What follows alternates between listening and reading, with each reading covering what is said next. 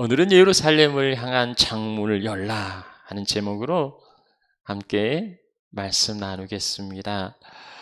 해피 뉴 이어, 새해 복 많이 받으십시오. 오늘 2011년 새해 첫 주, 신년 주일입니다.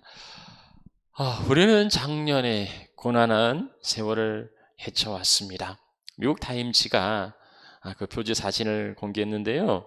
2020의 숫자에 붉은 X표를 그리고 그 아래는 The worst year ever, 역대 최악의 해라는 문구를 기록했습니다.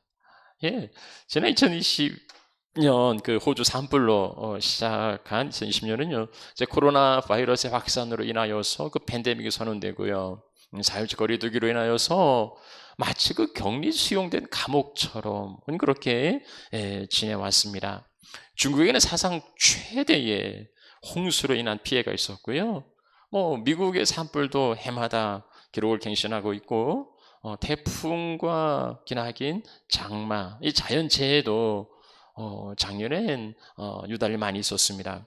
한국에는 사상 그 51일의 그 장마, 최대 장마를 기록하고요, 또 최대 강우량도 갱신했습니다. 유례없는 메뚜기 재앙으로 인해 고통당하고요, 또 조지 플로이드 사건으로 그 촉발된 인종차별, 그래서 시위와 폭동이 일어났고, 홍콩에서도 보안법 때문에 시위가 있었고요, 우리 조국도 진보 보수의 갈등으로 인하여서 집회와 시위가 난무했습니다.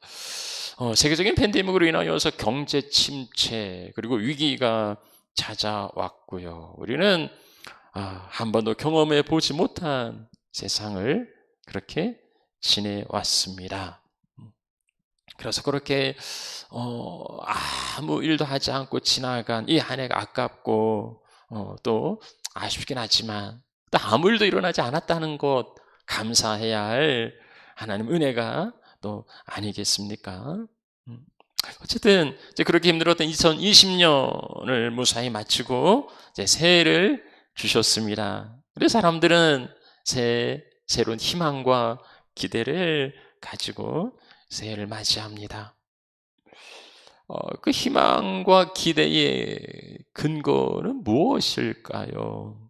새로 달력을 걸었으니까 새로운 날들이 올 걸까요? 아니면 새로운 그 제도와 법률이 바뀌어서 새로운 세상이 올까요? 그것도 아니면 그냥 새 분위기, 기분이, 마음가짐이 그냥 희망에 차 있는 걸까요?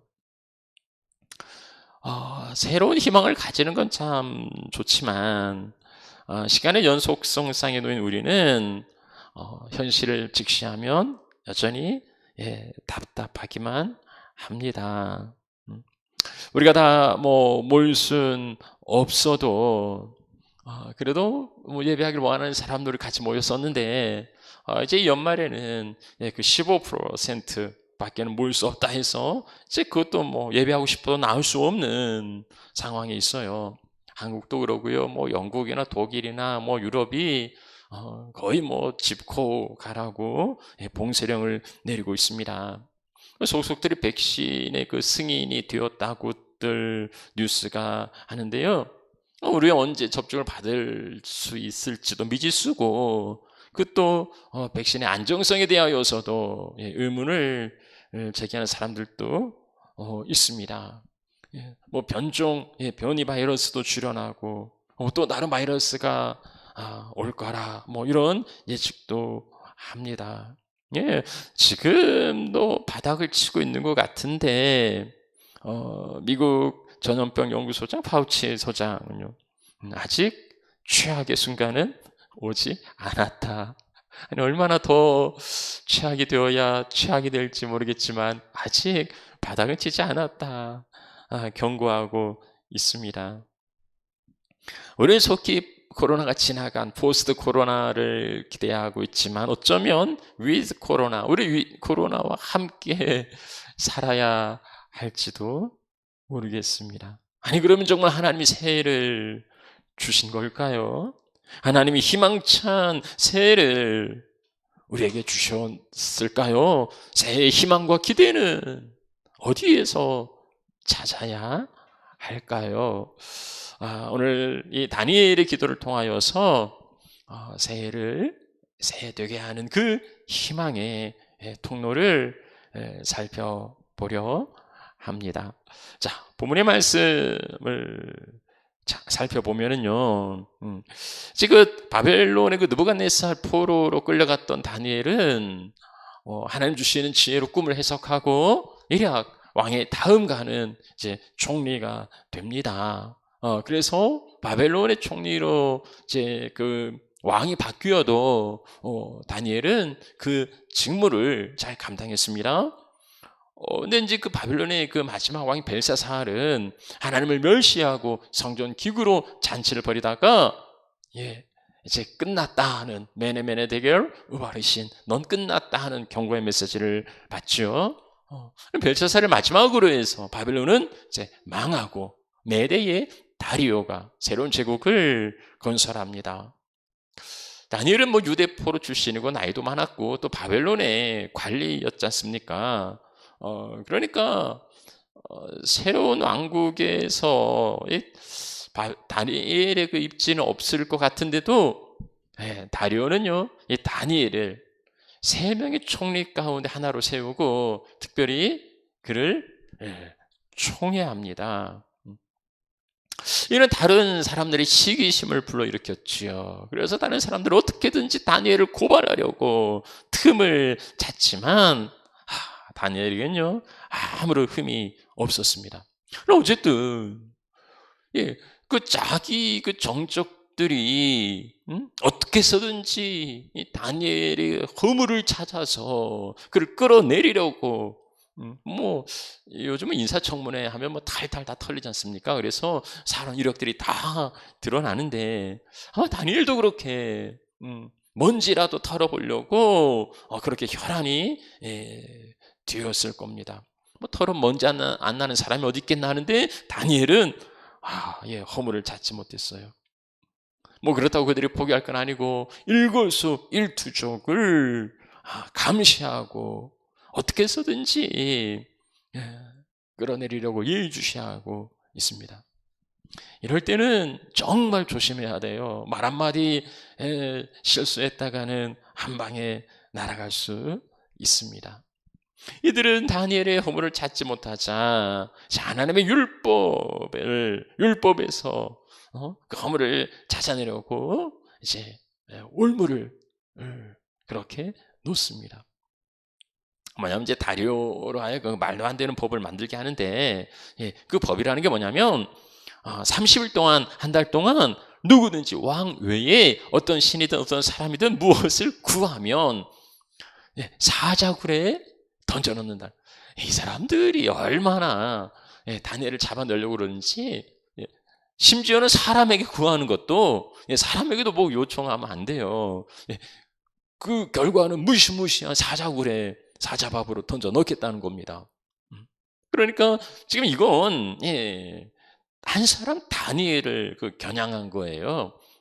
지금 함정을 파놓고 거기 빠져들기를 기다리고 있는 겁니다. 참 우리보다 더 답답한 상황이 아닙니까? 온 대적자들의 이목이 집중되어 있고 조그만 허물만 보여도 잡아 죽이려고 벼르고 있는데 이런 상황이라면 조용히 잠잠히 지나갈 때까지 기다려야 하는 게 맞을 것 같긴 해요. 그런데 이 상황이 끝날 기미가 없어요. 다니엘이 끌어내려질 때까지 대적자들은 포기하지 않을 거란 말이죠. 참 다니엘은 참 막연한 막막한 그런 상황에 처해 있습니다. 근데 이제 그나마 다행인 건 다니엘도 알았다는 거예요. 그 함정을 알았다는 거예요. 그 올무를 알았다는 겁니다. 다니엘이 왕의 도장이 찍힌 것을 알고도 알았어요. 올무나 함정은 모르면 빠져들지 알면 빠지지 않습니다. 일부러 거기 걸려들 사람이 없지요. 그러니 이 법을 통해서 다니엘을 잡으려고 함정을 받지만 다니엘이 알고 있으니 거기 빠질 리 없는 거지요.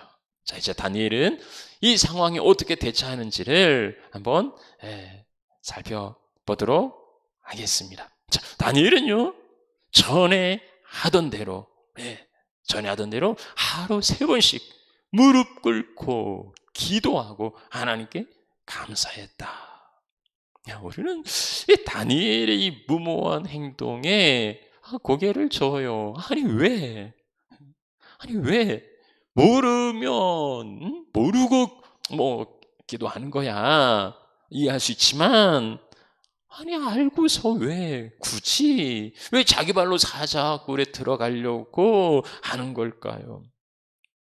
아니 뭐 평소에 대놓고 기도했다 할지라도 이런 법령이 선포되면 기껏해야 한 달인데 한 달 동안 숨어서 기도하면 되는 게 아닙니까? 숨어서 기도한다고 하나님이 다니엘을 뭐라 하시겠어요? 아니 한 달 동안 기도를 쉰다 해서 하나님이 다니엘을 버리시겠느냐는 거예요.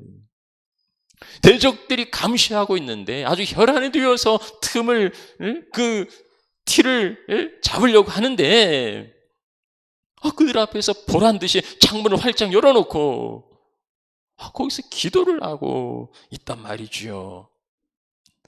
아니 기도라는 건 하나님께 아뢰는 게 중요하지, 그렇게 대놓고 퍼포먼스를 뭐 해야 하는 게 아니지 않습니까? 오히려 주님은 그 떠벌리는 그 바리새인을 향하여서는 골방에 들어가서 은밀하게 기도하라고 가르쳐 주셨습니다. 왜 다니엘이 이렇게 창문을 열고 보란듯이 기도하고 있는지 참 의아해요. 잘 이해할 수 없어요. 어쩌면은 정면 돌파를 시도했을 수도 있어요. 이건 뭐 언제 끝날지도 모르는데, 누구 하나 죽어야 끝나는데, 한번 정면 돌파를 해보겠다 뭐 이럴 수도 있는데, 뭐 그럴 거라면 왕에게 찾아가서 저들의 흉계를 밝히고 당당히 사자굴에 걸어 들어가는 게 차라리 더 장렬하지 않겠나 싶기도 해요. 습관이라서, 참 습관이 무서워요. 하던 습관대로. 뭐 전에 그 정해놓은 게 있으니까 목에 칼이 들어와도 지켜야 하는 그런 고집에서 다니엘이 기도하고 있는 걸까요? 여러모로 이 다니엘의 창문을 활짝 열어놓고 기도하는 이 모습은 이해가 잘 되지 않아요. 왜 그렇게 무모한 행동을 하는지, 굳이 위험을 자초하는지, 왜 자기 발로 사자굴에 걸어 들어가려고 하는지 잘 이해할 수 없어요. 그래서 이제 본문을 다시 한번 살펴보시면은요, 우리가 여기에서 이 10절 말씀에서 볼 수 있는 건요, 다니엘이 일부러 그 보여주기 식의 기도를 드린 건 아니에요. 난 이렇게 기도하고 있어 하고 저 바리새인처럼 과시하고 자랑하려고 드리는 기도는 아니라는 겁니다. 내가 이렇게 하면 하나님 어떻게 하실까? 하나님 시험에 보려는 것도 아니었어요. 여기 10절이 말씀하고 있는 건요, 전에 하던 대로, 그러니까 그는 평소에 기도의 사람이었고 여전히 지금도 기도의 사람이었다는 겁니다. 상황과 형편이 어떠든지 간에 하던 대로 변함없이 기도하고 있는 거예요. 상황이 달라지고 형편이 바뀌었다 해서 기도를 쉬거나 포기할 수 없는 거라는 거죠. 사람들은요, 상황이 달라졌으니까, 형편이 바뀌었으니까 그에 따라 달라져야 한다고, 그게 지혜라고 말합니다. 변하는 세상 따라서 시류에 적응하고 살아가는 건 세상의 지혜라고 말할 수 있겠지만은, 그러나 어떠한 상황에서든지, 어떠한 형편에서든지 달라져서는 안 되는 게 있어요. 달라져서는 안 되는 게 있어요. 가장 기본적으로 어떤 형편에서든지 숨쉬기를 멈추어서는 안 되지 않습니까? 물론 자발적으로 숨쉬기를 멈추는 사람도 없겠지만, 어떤 형편에서든지 숨을 쉬어야 살아요. 그 호흡이 다니엘에게는 예루살렘을 향하여서 열린 창에 기도하는 것이었습니다. 기도하지 않고는 살아갈 수 없는 세상이기에 다니엘은 하늘을 향하여서 창문을 열고 그는 그렇게 기도하였던 거예요. 바벨론 포로로 끌려갔던 이스라엘 백성들은요, 그제서야 이제 정신을 차리고 기도하죠. 솔로몬의 성전 봉헌식의 기도를 기억합니다. 그 기도가요, 열왕기상 8장에 있는데요, 자기를 사로잡아간 그 적국의 땅에서 온 마음과 온 뜻으로 주께 돌아와 주께 성전 있는 쪽을 향하여서 주께 기도하거든. 주는 계신 곳 하늘에서 그들의 간구와 기도를 들으시고 그들을 돌아보시사 범죄한 백성을 용서하시고 그 사로잡아간 자 앞에서 그들이 불쌍히 여김을 얻게 하옵소서. 이 기도는요, 솔로몬의 그 성전 봉헌식에서 드린 기도입니다. 이걸 기억하고 그들은요, 예루살렘을 향하여서, 성전을 향하여서 하루 3번씩 그렇게 기도했던 겁니다. 꼭 그렇게 해야 한다고 누가 가르쳐 준 건 아니지만은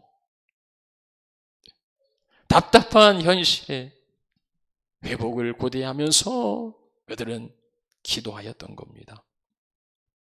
죄악으로 인하여서 포로로 끌려가 아무 소망도 없이 살아갔지만은 될 대로 되라고 자포자기한 게 아니었습니다. 그들은 언약에 근거하여서 죄를 자복하고 하나님의 용서와 회복을 간구하고 있어요.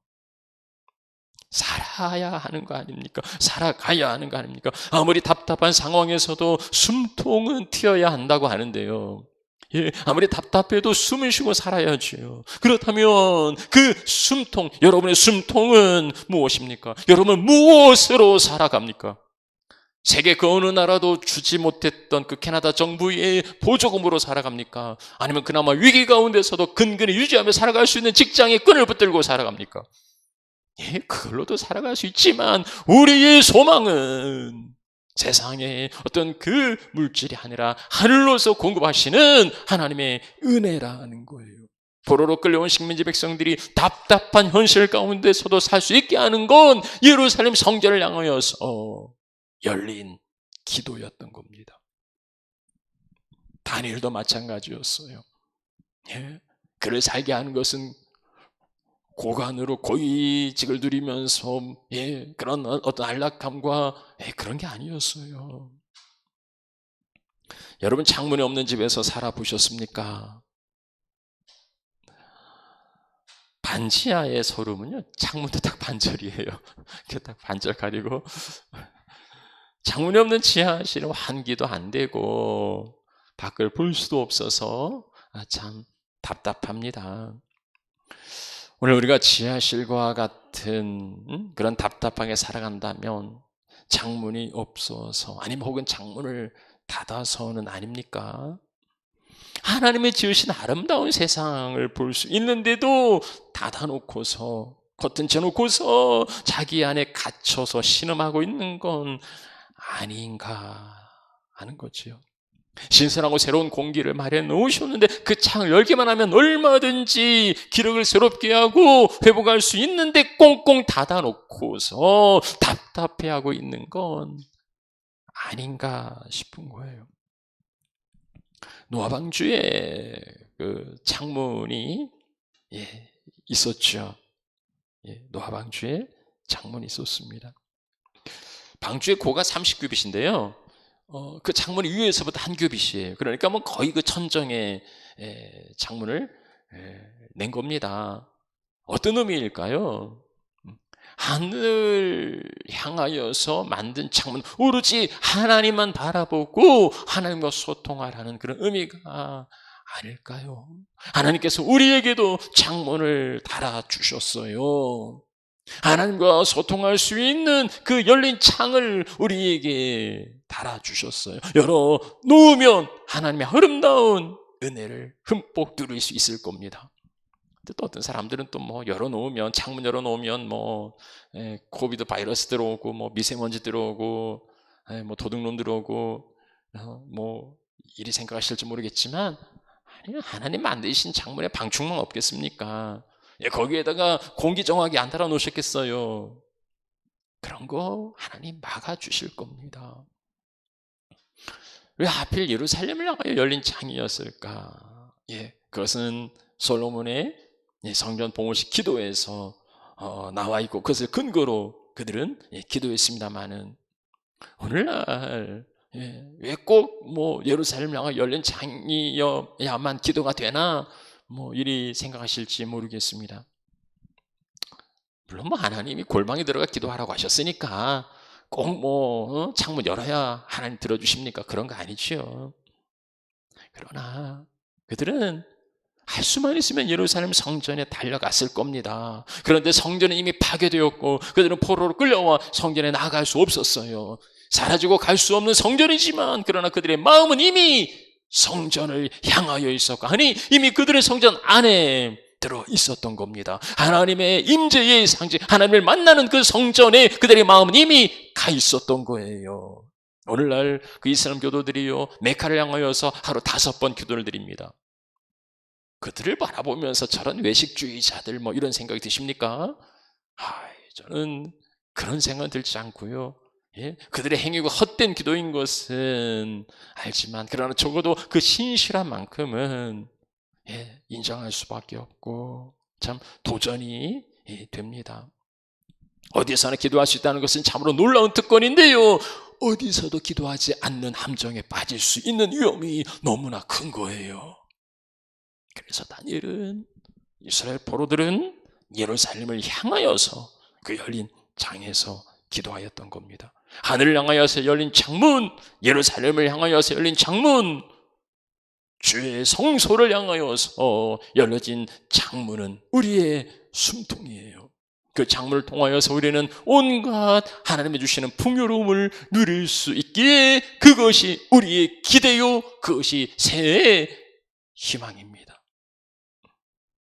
여러분 좀 더 살펴보죠. 다니엘이 굳이 창문을 열어야 했던 이유, 그게 신앙에서 비롯된 것이었습니다. 그는 처음부터 뜻을 정하고 하나님 되심을 선포하는 이방 포로로 끌려가서 느부갓네살이 신이라고 그 신상을 세우고 거기에 절하라고 하는 그 이방 제국에서 다리오 외에는 누구에게도 기도할 수 없고 누구에게도 간구할 수 없다는 그 법령 앞에서 그는 하나님 되심을 선포하려고 작정한 겁니다. 간신배들이 말도 안 되는 법이 다리오에게 통한 건 뭡니까? 자기를 신으로 높이고 온 백성이 자기를 추앙하게끔 한다는데 왕은 하면서 이렇게 만족한 거지요. 온 백성이 다리오가 신이라고 다리오에게만 간구하고 다리오에게만 경배해야 된다고 이 법이 선포되었을 때에 이러한 상황이 침묵한다면 다니엘도 은연중에 다리오가 신이라는 사실을 인정하게 될 겁니다. 나 외에는 아무에게도 구하지 말라고 이 다리오의 법령 앞에 다니엘은 그럼에도 나는 나의 하나님께 감사하고 경배하고 간구한다고 하나님을 선포하고 있는 것입니다. 그는 감사기도를 드렸다고 하지요. 죽느냐 사느냐의 갈림길에서 뭔 감사기도가 나오겠습니까? 여러분, 다니엘이 감사했던 것은요, 감사할 수 있었던 것은 뭡니까? 내가 이렇게 기도하면 하나님이 대적자들이 눈을 멀게 하셔서 보이지 않게 하실까라는 확신에서 나온 걸까요? 아니면 내가 사자굴에 들어갈지라도 하나님께서 나를 살려줄 거라는 그 믿음에서 나온 것일까요? 그런 거 아니었어요. 무슨 까닭과 이유가 있어서가 아니고 그저 모든 것이 하나님께 감사한 거였습니다. 하나님 생명의 주인 되시고 여기까지 인도에 오셨고 앞으로도 어떤 길이 펼쳐질지 볼 수 없지만 그럼에도 하나님이 인도에 가신다는 그 믿음, 그 믿음으로 그런 감사의 기도를 드렸던 거죠. 내 뜻대로, 내 원함대로, 내 간구대로 이루어져서 감사가 아니라 때로는 내 뜻대로 이루어지지 않아서 감사한 적도 많지 않았던가요? 범사에 감사하는 것, 그것은 이 모든 것의 섭리자가 하나님이시고 하나님이 통치하시며 하나님이 이끌어 가신다는 그 믿음에 기반한 것입니다.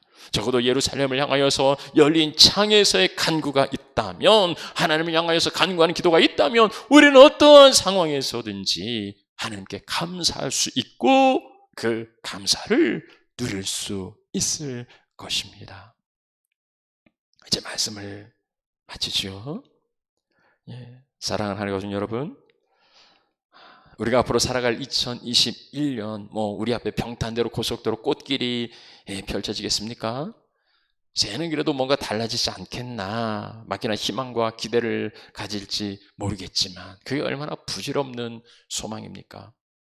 근데 그나마도 또 희망하지 않으면 숨막혀 죽을 것 같은 그 답답한 세상을 우리는 살아가고 있습니다.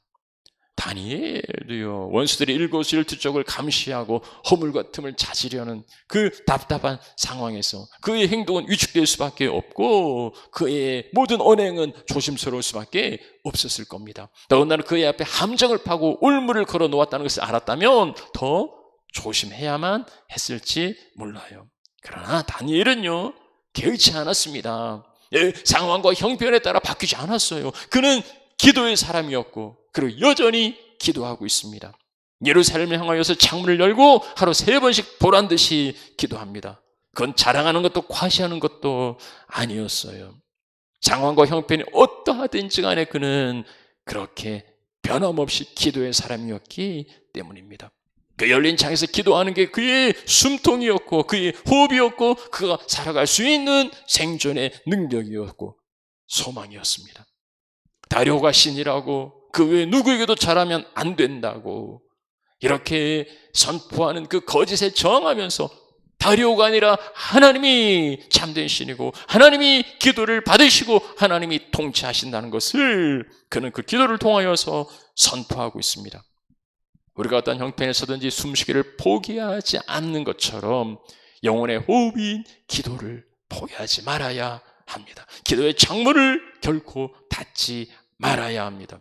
노아방주에 하늘을 향하여서 열린 창이 있었던 것처럼 예루살렘을 향하여서 내 영혼의 창을 열고 주님을 향하여서 목마른 사슴처럼 그렇게 간구하며 살아가야 하겠습니다. 예루살렘 성전이 파괴되고 포로로 끌려와서 성전에 나아갈 수 없음에도 예루살렘을 향하여서 열린 창에서 간구하였다면 오늘 우리도 예배당에 나올 수 없고 마음껏 모일 수 없을지라도 주의들을 향한 우리의 마음이 식지 않고 간절하다면 그건 하나님이 그 심령을 받아주실 겁니다. 주님과의 소통, 주님과 열린 창에서 감사하며 간구하는 것, 그것이 새 희망이고 우리의 소망이에요. 우리의 손으로 만들어가는 새해가 아니라 하나님께서 일하실 것을 기대하며 하나님께 맡겨드릴 때에 하나님은 우리를 통하여서 놀라운 역사를 이루시고 우리 안에 귀한 일을 이루어 가실 겁니다. 2021년 한 해가 다가도록 날마다 예루살렘을 향하여서 기도의 창문을 열고 하루 3번씩 그렇게 간구하는 하늘 가족 자녀들이 되시기를 축복합니다. 찬양하겠습니다.